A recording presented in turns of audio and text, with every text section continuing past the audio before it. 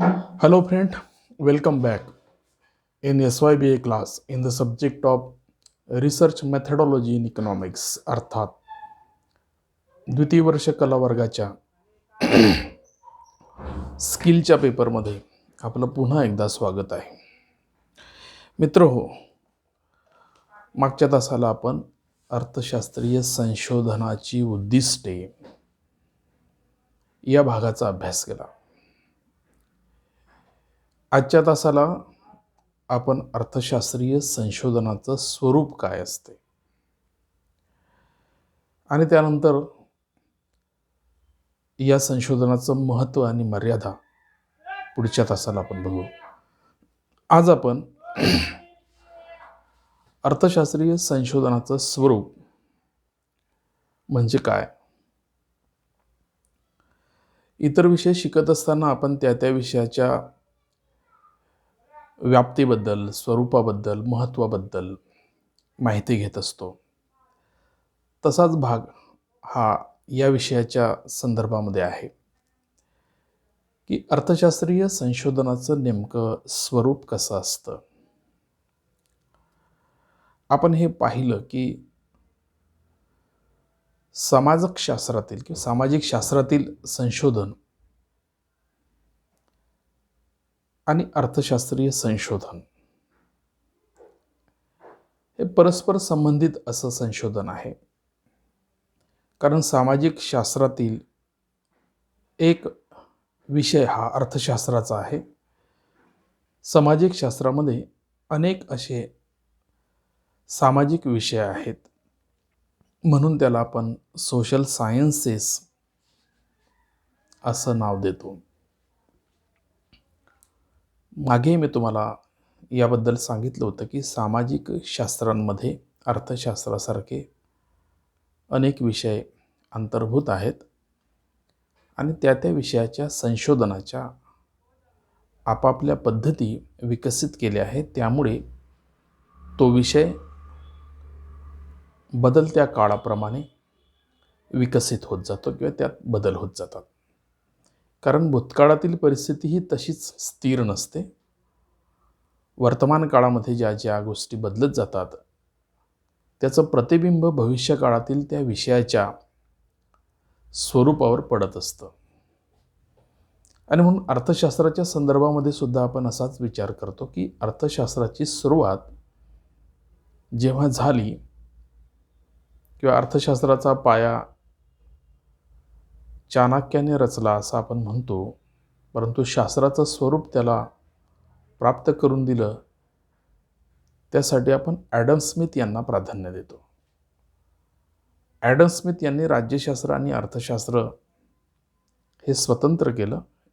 हे विषय स्वतंत्र अभ्यासण्याच्या पद्धती विकसित केल्या आणि तेव्हापासून मग ॲडम स्मिथची जी अर्थशास्त्रज्ञांची एक पिढी आहे तिला आपण सनातनवादी अर्थशास्त्रज्ञ म्हणतो, ज्यांनी अर्थशास्त्राला शास्त्राचा दर्जा प्राप्त करून दिला.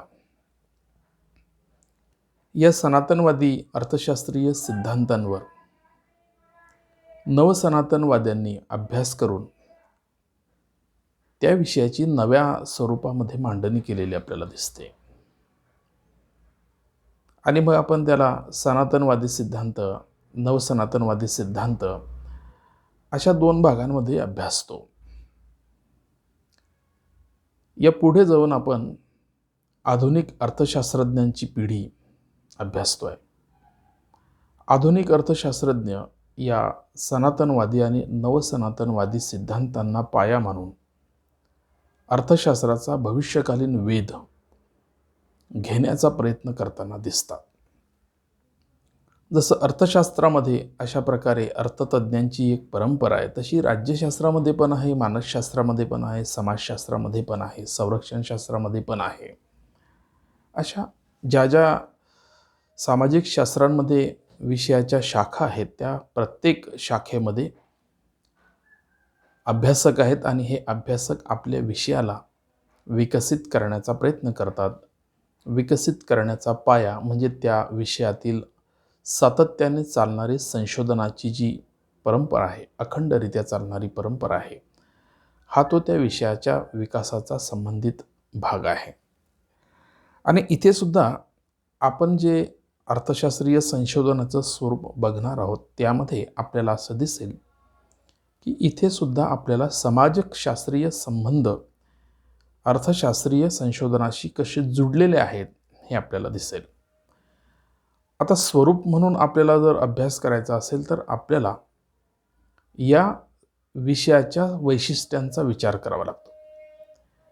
वैशिष्ट्य अभ्यासली की आपल्याला या विषयाचं स्वरूप लक्षात येतं.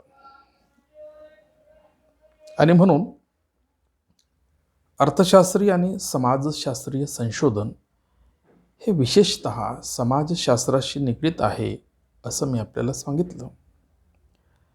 सामाजिक संशोधनाचे आणि अर्थशास्त्रीय संशोधनाचे स्वरूप अभ्यासायचं असेल तर आपल्याला त्यांच्या वैशिष्ट्यांबद्दल माहिती करून घेणं आवश्यक असते.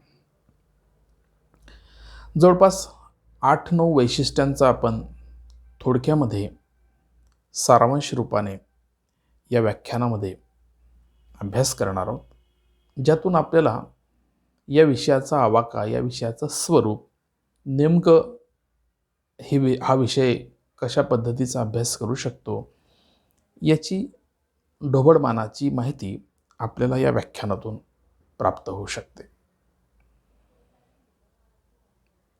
या दोघही शास्त्रांचं संयुक्तरित्या वैशिष्ट्याच्या स्वरूपामध्ये आपण अभ्यास करणार आहोत हे मी आपल्याला सांगितलं. म्हणून त्या अनुषंगानं पहिलं वैशिष्ट्य आहे की सामाजिक शास्त्राप्रमाणे अर्थशास्त्र समाज जीवनाशी निगडीत असते.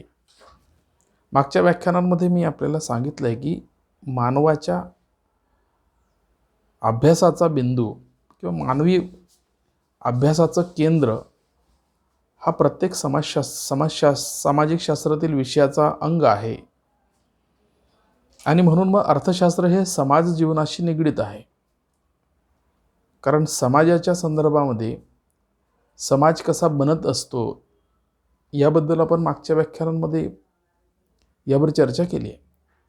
व्यक्ती, कुटुंब, समाज, जातीव्यवस्था, धर्मव्यवस्था, पंथव्यवस्था ह्या सर्व त्या सामाजिक विकासाच्या टप्प्यांचा भाग आहे.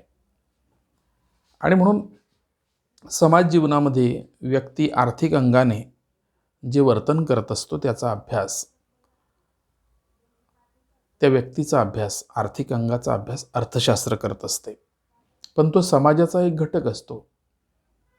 त्याचं सामाजिक वर्तनसुद्धा आपल्याला अर्थशास्त्रामध्ये सामाजिक आणि आर्थिक अंगाने केलं जाते. आणि म्हणून सामाजिक शास्त्राप्रमाणे अर्थशास्त्र हे सामाजिक जीवनाशी निगडीत आहे. म्हणून सामाजिक स्थिती आणि त्यातील परस्पर संबंध, सूचक घटनांचे परीक्षण आणि सत्यता अशा प्रकारच्या संशोधनातून आपल्याला पडताळता येते, त्याचं प्रात्यक्षिक करता येते आपल्याला. कारण सामाजिक स्थिती ही वेगवेगळ्या समाजाची वेगवेगळी असते हे आपल्याला माहिती आहे. आणि दोन सामाजिक परिस्थिती ज्या असतात किंवा दोन व्यक्तींच्या सामाजिक परिस्थिती ज्या असतात त्याचा तौलनिक अभ्यास करून आपल्याला एका समाजाची आर्थिक स्थिती चांगली का आहे आणि दुसऱ्या समाजाची आर्थिक स्थिती किंवा सामाजिक स्थिती खालावलेली का आहे याचं संशोधनाच्या माध्यमातून अध्ययन करता येते. आणि त्यातून मग आपल्याला त्या चांगल्या वाईट गोष्टींचा विचार करून चांगल्या गोष्टींचा स्वीकार कसा करावा आणि वाईट गोष्टींचा त्याग कसा करावा या संदर्भामध्ये काहीतरी सामाजिक आणि आर्थिक बदलांच्या अनुषंगानं गोष्टी करता येत असतात. दुसरं वैशिष्ट्य सांगितलं जाते की या संशोधनातून विशिष्ट सामाजिक नियम प्रस्थापित केले जातात. सामाजिक नियमांच्या संदर्भामध्ये वेगवेगळ्या समाजाचे नियम असतात आपल्याला माहिती आहे. रूढी परंपरा असतात. या संशोधनातून वाईट रूढी परंपरा असतील तर त्या शिथिल कराव्यात, नष्ट कराव्यात. इतर समाजाच्या चांगल्या अनुकरणीय परंपरा असतील तर त्या स्वीकाराव्यात आणि आपल्या समाजाची प्रगती करावी. म्हणजे नियम प्रस्थापित होत असतात. वेगवेगळ्या पद्धतीने संशोधनातून जुने नियम, टाकाऊ नियम घालवले जातात. नवीन नियम प्रस्थापित होतात समाजामध्ये. जसं आपल्याला हे माहिती आहे की आपल्या कुटुंबामध्ये एखादी व्यक्ती निर्वतली, मृत पावली, तर आपण तिच्या मृत्यूच्या नंतरचे अनेक कार्यक्रम करत असतो. दुखवटा असतो, त्याचे 12वी 13वी करत असतो. आता समाजातला एक मोठा बदल आपल्याला लक्षात घ्यायला पाहिजे की पूर्वी लोकांकडे फार वेळ होता, त्याच्यामुळे 10-11 दिवस दुखवटा कुटुंबातील लोक घरी बसत होती. परंतु आता समाजाला हे समजायला लागलं की वेळ हा जो आहे तो प्रत्येकाकडे कमी आहे आणि म्हणून आपलं असं लक्षात येत असेल की 10-11 दिवसाचा हा कार्यक्रम आपण 3 दिवसावर, 5 दिवसावर असा आटोक्यात आणलेला आहे. म्हणजे सामाजिक नियमामध्ये बदल केला. यातून काय झालं की जी लोक नोकरदार असतात, व्यावसायिक असतात, त्यांचा आर्थिक तोटा या लोकांना होऊ शकतो आणि मग वेळसुद्धा प्रत्येकाकडे तेवढा नसतो आणि म्हणून त्या मृत व्यक्तीचं उत्तर कार्य करण्याचा जो दिवसाचा जो नियम होता 10-11 दिवसाचा, तो आता 4-5 दिवसावर आलेला दिसतो. म्हणजे अशा रीतीने आर्थिक आणि सामाजिक अंगाने हे संशोधन आणि त्याचे नियम समाजामध्ये प्रस्थापित होत असतात. त्यानंतर सामाजिक, विशेषतः आर्थिक व्यवहाराच्या संदर्भातील विविध घटनांमधील संबंध अभ्यासले जातात. आता सामाजिक आणि आर्थिक या दोन्ही घटकांचं उदाहरण मी तुम्हाला यात दिलं. अशा अनेक गोष्टी आहेत. लग्नाच्या संदर्भामध्ये एखाद्या विशिष्ट समाजामध्ये लग्नाच्या विविध अशा प्रकारच्या परंपरा असतात. तर सुरुवातीला आता लोक घरी लग्न करायची, आता लोक मॅरेज लॉनमध्ये करतात. सायंकाळी करायची, आता लोक दुपारी करतात. म्हणजे अशा रीतीने सामाजिक बदल आणि आर्थिक बदल हे वेगवेगळ्या स्वरूपामध्ये काळाच्या ओघाने कसे होत असतात याचा सुद्धा सामाजिक आणि आर्थिक अंगाने आपल्याला अभ्यास करता येतो.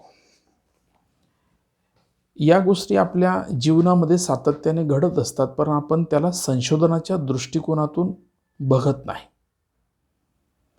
आपण आपल्या मागच्या काही वाडवडिलांच्या पिढ्यांच्या संदर्भामध्ये विचार केला की ते अशा पद्धतीचे सामाजिक आणि आर्थिक प्रश्न कशा पद्धतीने सोडवत होते आणि त्याच्यामध्ये आज काय बदल झाला आहे आणि कशामुळे बदल झाला आहे, हे प्रश्न विचारले की आपली संशोधनाची बुद्धी जागृत होते. परंतु आपण त्याची मांडणी करत नाही आणि मग एका समाजाने तसा बदल स्वीकारलेला असला की दुसरा समाज पण तशा पद्धतीचा बदल स्वीकारतो आणि मग तो बदल हा प्रस्थापित होतो, नियमाच्या अनुषंगाने प्रस्थापित होत असतो.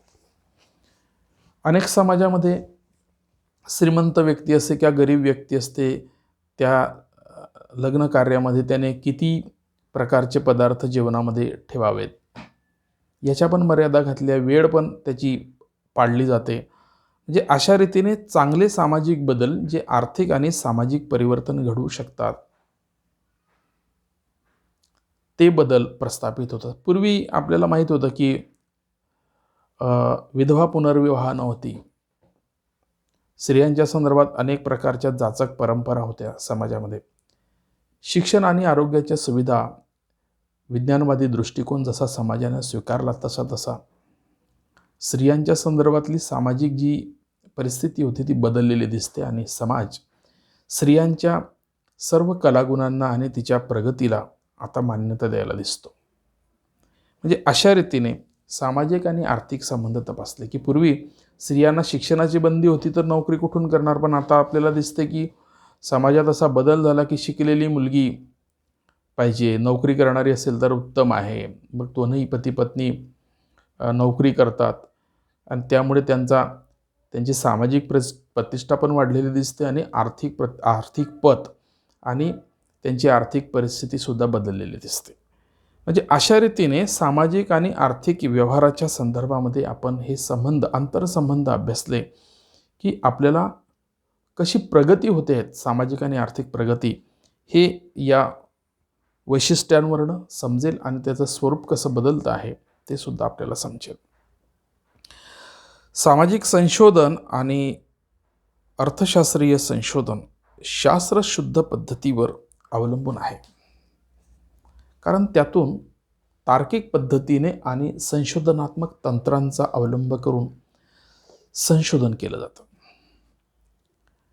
आपण प्रत्येक ठिकाणी लॉजिक वापरतो. हे असं आहे तर ते कसं असेल, हे असं केल्याने तसं होऊ शकते का? It is called logic.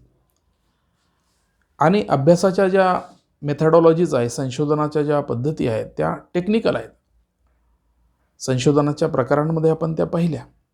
सर्वे करताना कोणतं टेक्निक्स वापरलं पाहिजे, प्रश्नावली वापरली पाहिजे का, मुलाखती घेतल्या पाहिजे का, या माध्यमातून आपल्याला विशिष्ट श्रेणीचा, विशिष्ट वर्गाचा, विशिष्ट एरियाचा, विशिष्ट घटकाचा संशोधनात्मक दृष्टिकोनातून अभ्यास केला जातो असं दिसेल. आणि म्हणून हे जे वैशिष्ट्य आहे की लॉजिकली आणि टेक्निकली समाजशास्त्रीय आणि अर्थशास्त्रीय संशोधन होत असते. आणि म्हणून सामाजिक संशोधन आणि विशेषतः अर्थशास्त्रीय संशोधन नवीन सिद्धांतांची क्रांती समजावून देण्यास मदत करत असते. प्रत्येक संशोधनात काही व्यापक तत्वे असतात. त्या आधारे शास्त्रीय सत्य प्रस्थापित केलं जातं. सामाजिक आणि आर्थिक सिद्धांतांबद्दल आपण जी चर्चा करतोय की आपल्या समाजाच्या पूर्वापार चालत आलेल्या ज्या मान्यता असतात त्याला आपण सामाजिक सिद्धांतांच्या दृष्टिकोनातून पाहत असतो. आणि या सामाजिक संबंधांवरच आर्थिक सिद्धांतसुद्धा प्रस्थापित होत असतात. मार्क्सची जी थेअरी आहे ती सामाजिक आणि आर्थिक उत्क्रांतीचा बेस आहे असं म्हटलं जातं. मार्क्सने आपलं जे तत्त्वज्ञान मांडलं ते कामगारांच्या बाजूने मांडलं. मालक आणि कामगार वर्ग याच्यातील सामाजिक आणि आर्थिक संबंध कसे असतात, त्यातून मालक वर्गाचा शोषणाचा दृष्टिकोन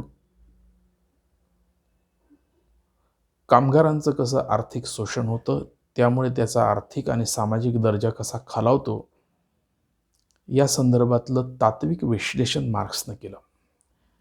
अनेक अर्थतज्ञ मार्क्सच्या या विश्लेषणाचा आपल्या संशोधनासाठी पाया म्हणून वापर करतात आणि आपल्या संशोधनाचा बेस ठरवत असतात. कारण आपल्याला हे मान्य केलं पाहिजे की जगभरामध्ये उद्योजकांची आणि मालक वर्गाची असणारी संख्या आणि कामगारांची असणारी संख्या हे कमालीचा व्यस्त संबंध दर्शवते. कामगारांची अफाट संख्या आहे आणि त्याला कामावर घेणाऱ्यांची मुठभर संख्या आहे, परंतु राज्य हे मुठभरांच्या हातात आहे. बहुसंख्येने कामगारांच्या हातामध्ये ते राज्य नाही. परंतु म्हणून अशा ह्या सामाजिक आणि आर्थिक आंतरसंबंधांचं विश्लेषण मार्क्सने केलेलं दिसते. आणि म्हणून मार्क्सने सिद्धांत तयार केला, शोषणाचा सिद्धांत आहे. आणि मग त्यातून सैद्धांतिक तत्व विकसित होत असतात आणि मग नवीन नवीन सिद्धांत, आर्थिक सिद्धांत त्यातून आपल्याला अभ्यासायला मिळतात. म्हणून संशोधनाचे सिद्धांत आणि त्यातून होणारी क्रांती. मार्क्सचं हे उदाहरण यासाठी मी दिलं की भांडवलशाहीच्या विरोधामध्ये मार्क्सनं जे तत्त्वज्ञान मांडलं त्या तत्त्वज्ञानाच्या आधारावर जगामध्ये फार मोठी सामाजिक क्रांती झाली आणि भांडवलशाही संपवण्याचा प्रयत्न करून समाजवाद आणि साम्यवाद मार्क्सच्या तत्त्वज्ञानाने जगातल्या वेगवेगळ्या देशांमध्ये प्रस्थापित झालेला दिसतो, ज्यामध्ये रशियाचा उल्लेख आपल्याला करता येईल. आणि मग रशियाने मार्क्सच्या तत्त्वज्ञानावर केलेली आर्थिक प्रगती आपल्याला सुद्धा भावली आणि आपण रशियाकडून प्लॅनिंग, नियोजन या संकल्पनेचा स्वीकार करून आपल्या देशामध्ये आपण काही प्रमाणामध्ये समाजवाद की सामाजिक अर्थव्यवस्था, समाजवादाच्या आधारावर असणारी अर्थव्यवस्था विकसित करू शकलेलो आहे मिक्स इकॉनॉमीच्या माध्यमातून. पब्लिक सेक्टर हा जो पार्ट आहे सरकारचा, तो सामाजिक क्रांतीचा एक पार्ट आहे असं म्हणता येईल. म्हणजे उत्पादनाच्या साधन सामग्रीवर काही प्रमाणात सरकारची मालकी प्रस्थापित झालेली दिसते, तर काही प्रमाणामध्ये खाजगी लोकांना आपण स्वातंत्र्य दिलेलं दिसते. आणि दोघांनी, खाजगी आणि सार्वजनिक, अशा दोघांनी मिळून अर्थव्यवस्थेच्या साधन सामग्रीचा वापर करून आर्थिक विकास करण्याचं नियोजन केलं पाहिजे. अशा पद्धतीची एक स्वातंत्र्यानंतरची आपली विकासाची बैठक प्रस्थापित झालेली आहे असं दिसेल. म्हणून क्रांती आणि तत्त्वज्ञान हे सामाजिक आणि आर्थिक संशोधनाचे फार मोठे मूलभूत असे घटक आहे असं आपल्याला सांगता येऊ शकते. त्यानंतर सामाजिक संशोधन आणि आर्थिक संशोधन हे व्यक्तिनिरपेक्ष आहे.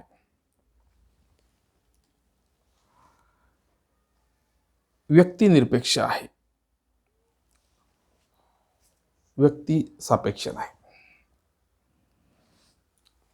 म्हणून प्रत्येक व्यक्तीचा, प्रत्येक समाजाचा की मायक्रो इकॉनॉमिक्स लेवलवर आपण त्याचा विचार करतो की एखादी व्यक्ती बेरोजगार आहे, एखादं कुटुंब बेरोजगार आहे, एखाद्या व्यक्तीचं उत्पन्न कमी आहे, एखाद्या कुटुंबाचं उत्पन्न कमी आहे. मग तो एक एक घटक तुम्ही कुटुंबापासून तुम्ही मग समाजापर्यंत आणायचा आहे. आणि मग त्याला आपण निरपेक्ष म्हणजे आपण तुलनाच करता येत नाही.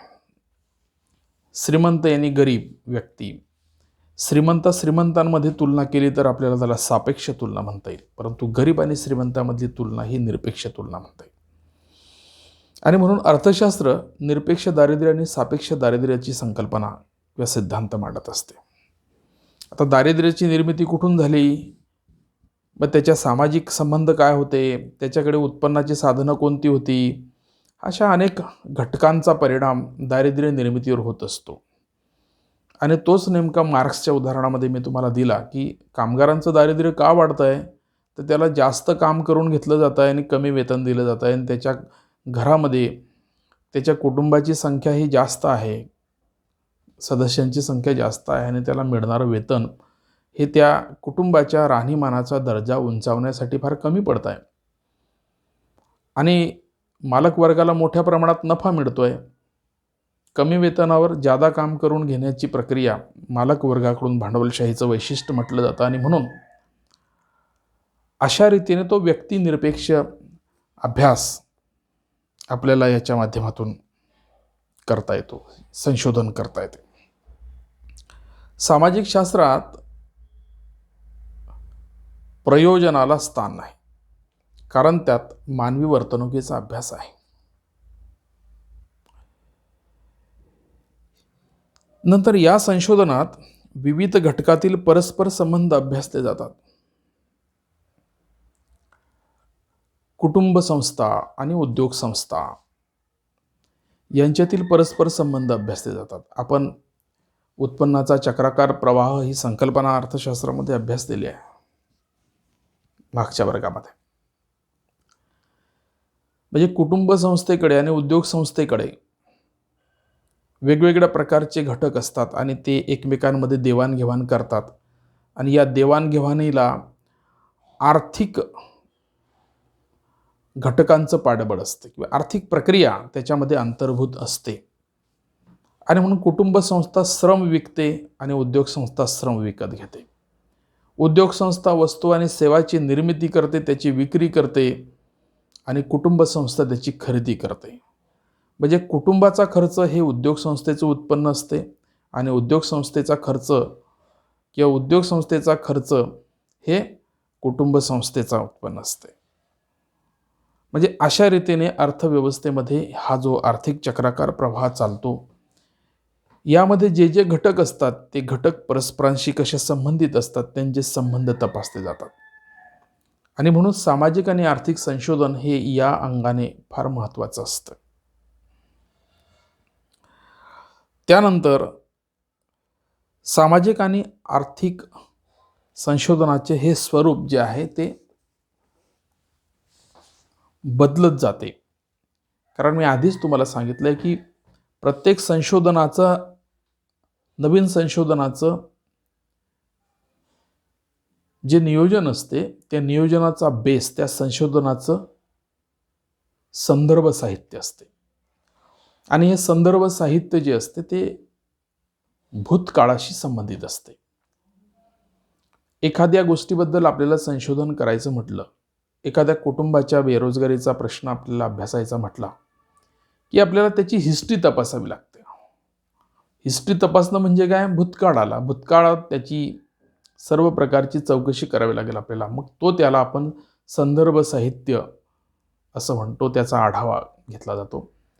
आणि मग वर्तमान काळामध्ये त्या कुटुंबाच्या उत्पन्नाची साधनं कोणती आहे, दारिद्र्याच्या व्याख्येत तो बसतो का, बेरोजगारीच्या व्याख्येत तो बसतो का, माणसाला चांगलं जीवनमान जगण्याचे जे मानक आहेत, जे नॉर्म्स आहेत, त्या नॉर्म्समध्ये तो बसतो का, त्याला आरोग्याच्या आणि शिक्षणाच्या सर्व सुविधा मिळत आहेत का, त्याच्यासाठी त्याला किती खर्च येतो आणि त्याच्यात त्याला तर किती उत्पन्न मिळते, या बाबतीची तुलना आपल्याला करावी लागेल. आणि म्हणून भूतकाळ आणि वर्तमान काळ आणि मग भविष्य काळामध्ये आपल्याला कोणती दिशा, कोणते उपाययोजना करायच्या असतात, हे यातून आपल्याला अभ्यासता येते. आणि म्हणून हे जे स्वरूप आहे सामाजिक आणि आर्थिक, हे भूतकाळामध्ये वेगळं असते, वर्तमान काळामध्ये वेगळं असतं आणि भविष्य काळामध्ये वेगळं असू शकतं. जसं मी स्वतःचं उदाहरण जर आपल्याला द्यायचं म्हटलं की माझ्यासारखी जी पिढी आहे, जी नव्याने या क्षेत्रामध्ये आली, आमच्या आईवडिलांची पिढी जी होती ती कष्टकऱ्यांची होती, काम करणाऱ्यांची होती. आणि त्यामुळे त्यांचा भूतकाळ आणि त्यांची सामाजिक आणि आर्थिक स्थिती वेगळी होती. त्यांच्या त्यागातून आमच्यासारख्या पिढीला शिक्षणाची संधी मिळाली आणि त्यामुळे कुठेतरी नोकरी आणि व्यवसाय करण्याचा दृष्टिकोन विकसित झाला आणि त्याच्यामुळे आमच्या पिढीची आर्थिक आणि सामाजिक परिस्थिती बदलली. त्यामुळे येणाऱ्या भविष्यकाळात आमच्या पिढीची परिस्थिती बदलेलच. म्हणजे अशा रीतीने सामाजिक आणि आर्थिक संबंध जे असतात ते संबंध हे भूतकाळ, वर्तमान काळ आणि भविष्यकाळ अशा दृष्टिकोनातून तपासले जातात आणि त्यातून बऱ्याचशा भूतकाळातल्या गोष्टी ज्या असतात त्या आपल्याला, त्याची जी मिथकं असतात, त्याची जी असत्यता असते, ती भविष्यामध्ये आपल्याला सिद्ध करता आली तर ती आपल्याला फेटाळता येते. ते खोटं जे आहे ते खोटं आपल्याला नाकारता येतं आणि सत्य काय आहे ते सत्य समाज व्यवस्थेमध्ये आणि अर्थव्यवस्थेमध्ये प्रस्थापित करता येतं. म्हणजे अशा रीतीने हे स्वरूप जे आहे ते स्वरूप काळाच्या अनुषंगाने आपल्याला बदलवता येऊ शकते. सामाजिक शास्त्रातील प्रत्येक विद्याशाखा स्वतंत्र अभ्यासली जात असली तरी त्याचा एकत्रित संशोधनासाठी अभ्यास अधिक उचित ठरत असतो. आपण असं म्हटलं की सामाजिक शास्त्रामध्ये जे जे विषय आहे, समाजशास्त्र, राज्यशास्त्र, मानसशास्त्र, अर्थशास्त्र, हे इंटरडिसिप्लिनरी आहेत. जी गोष्ट आपण एखादा एक्स माणसाच्या व्यक्तीचा अभ्यास आपण अर्थशास्त्रात आर्थिक अंगाने करू, मानसशास्त्र त्याच एक्स व्यक्तीचा मानसिक अंगाने करेल, समाजशास्त्र त्याचा सामाजिक अंगाने करेल, राज्यशास्त्र त्याचा राजकीय अंगाने करेल. आणि म्हणून ही जे स्वतंत्र विद्याशाखा आहे अभ्यासाच्या, त्या एकाच व्यक्तीच्या वेगवेगळ्या दृष्टिकोनातून अभ्यास करणाऱ्या शाखा आहेत. त्यामुळे त्याचा परिपूर्ण असा अभ्यास आपल्याला करता येऊ शकतो. हे महत्त्वाचं स्वरूप जे आहे सामाजिक आणि आर्थिक अंगाचं, हे आपल्याला या ठिकाणी सांगता येऊ शकते. त्यानंतर समाजशास्त्रातील प्रत्येक विद्याशाखा ही स्वतंत्र अभ्यासली जाते हे आपण म्हटलं. त्यानंतर सामाजिक संशोधनामुळे सामाजिक घटकांमागील नैसर्गिक नियमांचे आकलन होते. सामाजिक घटकांमागील नैसर्गिक नियम जे असतात, जे मी तुम्हाला संशोधन साहित्याच्या आढाव्याबद्दल किंवा भूतकाळाबद्दल म्हटलं, सामाजिक नियम जे असतात ते सामाजिक नियम काही नैसर्गिक नियमांवर आधारित असतात. कारण आपण असं म्हटलं की आपण निसर्गाचे घटक आहोत. भूमी ही जी मिळाली आहे आपल्याला ते निसर्गाने दिलेली आहे, निसर्गाची देणगी आहे. आणि त्यामुळे काही गोष्टी नॅचरल असतात. स्त्री आणि पुरुषांच्या नॅचरल गोष्टी आहेत. त्याची बायोलॉजी प्रत्येकाची हे स्त्री आणि पुरुषांची वेगवेगळी आहे. आणि त्यामुळे त्यांचे सामाजिक नियम हे सुरुवातीला जे प्रस्थापित झाले स्त्रियांच्या संदर्भात आणि पुरुषांच्या संदर्भात, मेल फिमेलच्या संदर्भात, आणि त्यातून ज्या वेगवेगळ्या सामाजिक टोळ्या किंवा सामाजिक वेगवेगळ्या व्यक्ती जेव्हा वेगवेगळ्या समाजामध्ये आपापलं अस्तित्व निर्माण करू लागला तेव्हा वेगवेगळे समाज निर्माण झालेले दिसतात. आणि मग प्रत्येक समाजातल्या स्त्री आणि पुरुषांचे वेगवेगळे नियम आहे आणि त्या नियमावर त्या नैसर्गिक ज्या बाबी आहेत त्या अशा विकसित होत गेल्या. आणि पुढे पुढे मग संशोधनाच्या माध्यमातून आपल्याला सर्व स्त्री आणि सर्व पुरुष नैसर्गिकरित्याच एकसारखे आहेत. त्याच्यामुळे वेगवेगळ्या समाजामध्ये वेगवेगळ्या स्त्री पुरुषांना वेगवेगळे नियम आपल्याला लागू करता येणार नाही. ते सामाजिक आणि आर्थिक विकासामध्ये अडसर ठरतात असं संशोधनातून आपल्याला ते सिद्ध करता येते. आणि म्हणून सामाजिक संशोधनामुळे सामाजिक घटनांमागील नैसर्गिक नियमांचे सुद्धा या अभ्यासातून आपल्याला आकलन होत असते. त्यानंतर नैसर्गिक शास्त्राशी समाजशास्त्राचा पूरक संबंध आहे, कारण सत्यता प्रस्थापित करणे हे त्यातील उद्दिष्ट आहे. म्हणजे आधीच्या वैशिष्ट्याशी हे वैशिष्ट्य अत्यंत मिळतं जुळतं आहे. नैसर्गिक शास्त्र आणि सामाजिक शास्त्र हे परस्पर पूरक संबंध आहे, कारण त्यातील सत्यता आपल्याला प्रस्थापित करता येते. हेच या सामाजिक शास्त्रातील आणि अर्थशास्त्रातील संशोधनाचं महत्त्वाचं उद्दिष्ट आहे. Natural sciences and social sciences. Natural सायन्सेसच्या संदर्भामध्ये आपण असं म्हटलं की what is the natural sciences, तर आपल्याला जसं मी बायोलॉजिकल शब्द वापरला तसं तुम्हाला भौतिकशास्त्र, रसायनशास्त्र, जीवशास्त्र ह्या ज्या नैसर्गिक शाखा आहेत की ह्या सगळ्या गोष्टी निसर्गामध्ये आहे. पाणी, आपण H2O केमिस्ट्रीमध्ये त्याला पाणी म्हटलं, मराठीत आपण त्याला जल, पाणी, निरा असं म्हणतो. ऑक्सिजन आपल्याला कळत नाही, परंतु रसायनशास्त्राने आपल्याला ते कळवलं. गतिमानतेचा नियम न्यूटनने आपल्याला सांगितला की एखादी गोष्ट वर फेकली की ती खाली येते, म्हणून गुरुत्वाकर्षणाचा शोध लागला. म्हणजे याला नैसर्गिक शास्त्र असं म्हटलं. आणि आपण समाजामध्ये जगत असताना त्याचा आपल्या विकासामध्ये कसा संबंध आहे हे आपल्याला प्रस्थापित करता आला. म्हणजे नैसर्गिक शास्त्रातून ज्या ज्या शोध आणि संशोधनं लागली त्याचा समाजाच्या जीवनामध्ये फार मोठा प्रभाव पडलेला दिसतो. सुरुवातीला कुठल्याही प्रकारचा वाहतूक दळणवळणाचा शोध न लागल्यामुळे अनेक कोस लोकांना पायी जावं लागत होतं,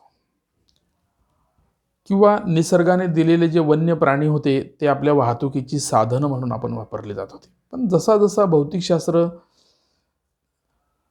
या विषयाचा विकास होत गेला, वेगवेगळ्या प्रकारचे संशोधन होत गेली, त्यातून चाकाचा शोध लागला आणि नंतर मग आपल्याला सायकल, विमान, जहाज अशा प्रकारच्या दळणवळण साधनांचा वापर झाला. निरोप देण्यासाठी आपण असं म्हणतो की पायी जावं लागत होतं, परंतु नंतर टेलिफोनचा शोध लागला, पोस्टाचा शोध लागला, आता मोबाईलचं सोपं झालं. जगातल्या कुठल्याही माणसाशी आपल्याला काही सेकंदामध्ये संपर्क करता येतो. ही नैसर्गिक शास्त्राच्या संशोधनाची देणगी आहे. पण समाजाच्या प्रगतीमध्ये ती देणगी किती प्रभावी ठरली आहे, समाज किती गतिमान झाला, देश किती गतिमान झाला.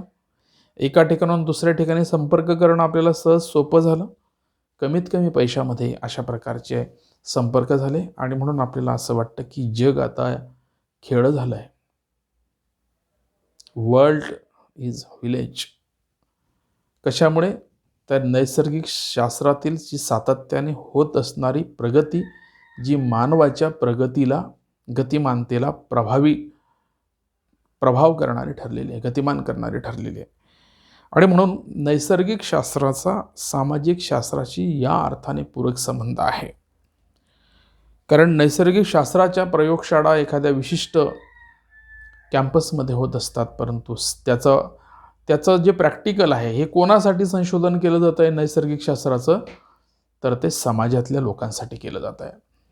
आणि या अर्थाने ज्या ज्या वस्तू आणि सेवा या निर्माण होत आहेत त्या समाजातल्या लोकांच्या उपयोगासाठी, वापरासाठीच होत आहेत. त्याच्यामुळे व्यक्तीचं सामाजिक जीवन जे आहे ते गतिमान झालं. का झालं? तर नैसर्गिक शास्त्रातील शोध आणि संशोधन हे त्याच्या गरजा पूर्ण करण्याच्या किंवा त्याच्या गतिमानतेला वाढ करण्यासाठी, वेग देण्यासाठी ते उपयोगी पडताना दिसतं.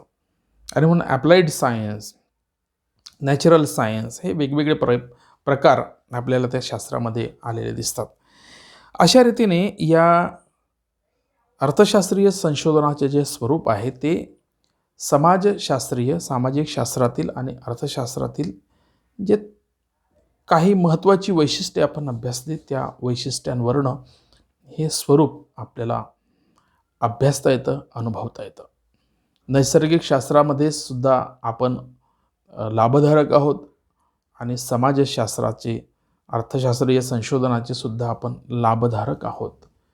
एखादी वस्तू कमीत कमी खर्चामध्ये कशी निर्माण करता येईल याच्या संदर्भामध्ये अर्थशास्त्र देतं. मार्केट कसं डेव्हलप होईल, उत्पादक आणि उपभोक्ता यांचे संबंध कसे प्रस्थापित होतील हे अर्थशास्त्र सांगते. तर त्या बाजारामध्ये चांगल्या प्रकारच्या वस्तूंची निर्मिती कशी करता येईल त्यासाठी नॅचरल सायन्स आपल्याला मदत करते. आणि म्हणून natural science and social science यांचे सप्लिमेंटरी रिलेशन आहेत, पूरक संबंध आहेत. आणि म्हणून सामाजिक शास्त्र आणि अर्थशास्त्र याचं स्वरूप जे आहे ते आपल्याला संयुक्तरित्या अशा रीतीने अभ्यासता येते. मित्र, पुढच्या तासाला आपण अर्थशास्त्रीय संशोधनाचे महत्त्व आणि मर्यादा अभ्यासू. आतापर्यंत आपण घरीच आहात, घरीच राहा. शासनाची अनलॉकची प्रक्रिया जी आहे ती अद्यापर्यंत शाळा आणि कॉलेजेस सुरू करण्याच्या संदर्भामध्ये खुली झालेली नाही. आपल्या सामाजिक व्यवस्था, अर्थात कोरोनाचा जो प्रभाव आहे अजूनही कमी झालेला दिसला तरी तो पूर्ण नाहीसा झालेला नाही.